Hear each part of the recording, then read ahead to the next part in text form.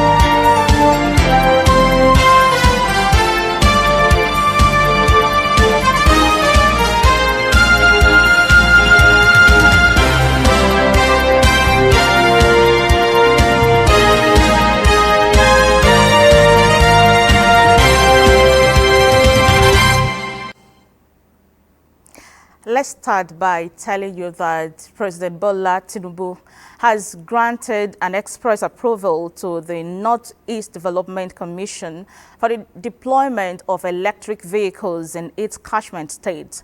The NEDC, along with its Chinese partners, presented the samples of the electric vehicles for exhibition at the State House. President Tinubu, alongside Vice President Kashim Shettima, inspected the vehicles, including a 40-passenger capacity bus, saloon cars, and 80-passenger capacity tricycles.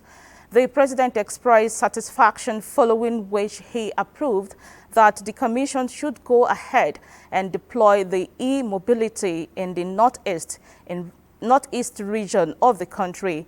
The chief executive officer of the commission, Mohammed Alkali, who briefed State House correspondents on this development, explained that the commission would, in the next 2 years, produce over 10,000 e-vehicles under this initiative. He said the commission has also obtained presidential approval to build 5 and 10 kVA modular solar power units in each of the 6 states within its jurisdiction as alternative sources of recharging the vehicles. We don't have gas in the nose for now. But e-vehicle, what you need is the power to power all e-facilities. As part of the arrangement is for us to establish a very comprehensive composite charging facilities for all our e-facilities, e-vehicles or e-tricycle. This is already a part of the work plan which we are trying to do. State House correspondent Mosbal Dan Wahab reports that the chief executive officer added that state governors within the sub-region have equally agreed to provide suitable locations for the construction of the modular solar units. The federal government has announced value-added tax VAT exemptions for various energy products, including diesel, liquefied natural gas, compressed natural gas, and electric vehicles, among others, in order to reduce prices. This is contained in a statement by the Minister of Finance and Coordinating Minister of the Economy, Wale Edun, on Wednesday.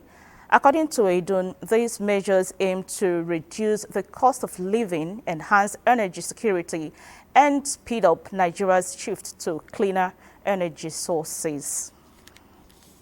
Moving on, achieving economic transformation in poverty reduction and self-sufficiency in food production require acquisition of skills in advanced agricultural practices. National Assembly correspondent Lami Ali reports that this prompted the Senate to pass at second reading a bill seeking the establishment of Federal University of Agriculture and Tropical Studies, Iragbiji, Osun State, sponsored by the Senate leader Opeyemi Bamidele. Its allied sectors is unquestionably the largest livelihood provider, more also in the rural areas, and can contribute significantly to the GDP. Diversify this economy. And the only way to go is agriculture, agriculture, agriculture. We must produce in manpower that will engage in modern agricultural production. One of the agitation now is that people should go back to the land. I don't want to go back to the hoes and cutlass type of farming. We want to modernize. Let's now take a trip to the commodities market.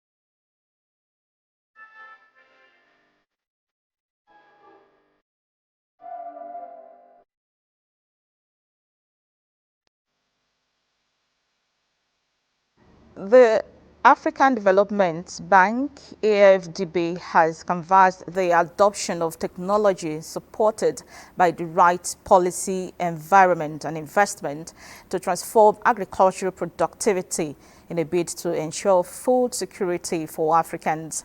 This is as the Developmental Bank disclosed that demand for wheat in Africa has surged to over 75 million metric tons, highlighting a critical need for a strategic investment and innovation in the sector. This was a focal point of discussion at the ongoing West and Central Africa Wheat Summit 2024, which commenced on Wednesday, October 2nd, 2024 in Abuja. Now, the federal government is committing 122 billion naira to 6 qualified gas companies as promoters of government gas initiatives through the main midstream and downstream gas infrastructure fund.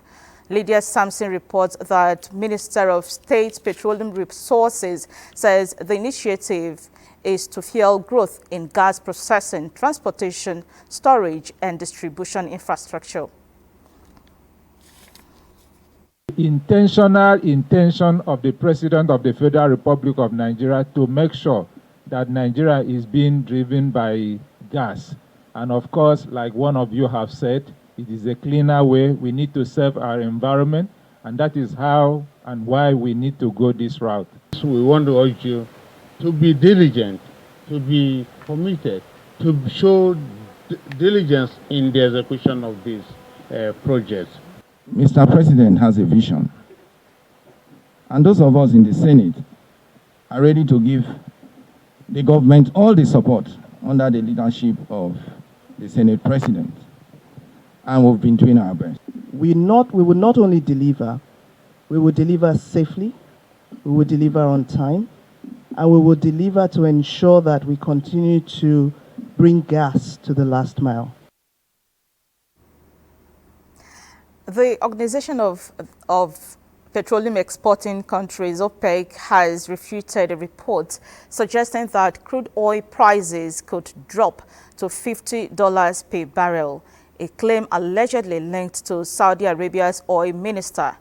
The report, published by the American news outlet The Wall Street Journal on Wednesday, alleged that Prince Abdulaziz bin Salman had warned that crude oil prices might plummet to $50 if OPEC members, including Nigeria, fail to adhere to the production cut agreement. Reacting to the claim, OPEC said on its X handle that the report is false and extreme and entirely unfounded. The organization, however, clarified that no such conference call took place last week. And still on energy matters, oil prices ticked higher in early trade on Thursday as investors weighed the escalating conflicts in the Middle East and the potential for disruption to crude flows against an amply supplied global market. Brent crude futures increased 64 cents to $74.54 a barrel, while U.S. West Texas Intermediate crude futures gained 72 cents to $70.82 a barrel.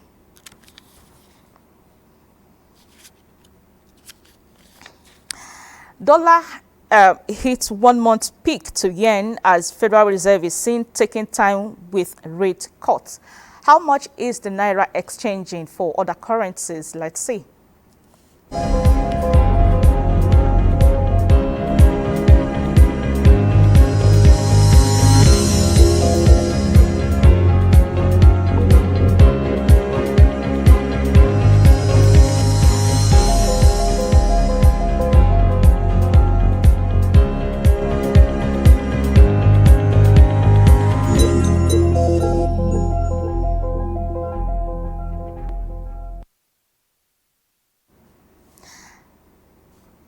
The Nigerian all share index decreased by 0.33%, dropping 326.4 points to finish at 98,232.39 amidst a 27% decline in market value on Wednesday. A total of 425 million shares were exchanged, reflecting a significant drop from the 586 million traded the previous day across 11,954 transactions. Hong Kong stocks fall as stimulus rally fizzles Japan's Nikkei late gains in Asia. It's over to Bosede Abel Amosu for summary of global market. Hello and welcome to the global market scene. Now, the ongoing conflict in the Middle East is setting the tone on the global stock performance this morning. We see European stocks opened lower Thursday as conflict in the Middle East weighed on regional investor sentiment. We see DAX and CAC 40 dipping 0.59% and 0.85%, while FTSE top 0.01%. Hong Kong stocks plunged on Thursday as the China stimulus rally appeared to ease. The Hang Seng Index fell 1.20% as of final hour of trade. The decline followed a strong session on Wednesday when the index closed over 6% higher after hitting a 22-month high, while the Nikkei topped 1.97% across 38,552.06, followed by the Shanghai Composite at 8.06% across 3,336.50. Stock futures in the U.S. edged lower on Wednesday night as investors look ahead to September's payrolls report due later this week. However, early hours of Thursday shows the Dow Jones Industrial Average marginally positive at 39 points, S&P 0.01%, and Nasdaq 0.08%. Now, for Africa, most stocks are yet to post new figures, while South Africa and Namibia's overall index resumed negative. That's the global market review for this morning. I am Bosede Abel Amosu. Back to you, Neka. Many thanks, Bossade. Well, this is where we end this edition of Business Express. We value your feedback, so keep the comments, observations, and suggestions coming. Be informed that all previous episodes are available on YouTube on the NTA's channel. Business Express returns tomorrow at 3 p.m. I am Neka Oko. Have a blessed day.